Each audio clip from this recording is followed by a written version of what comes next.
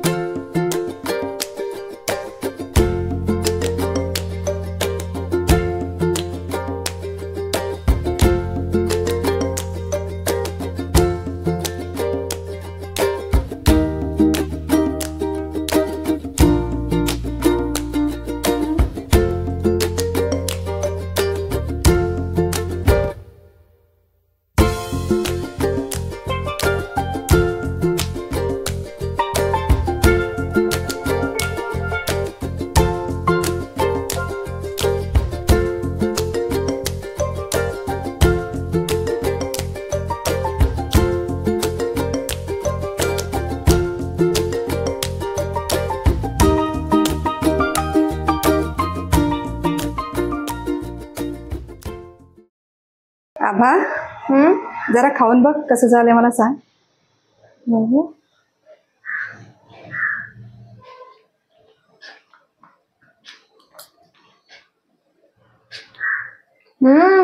मस्त, एक नंबर।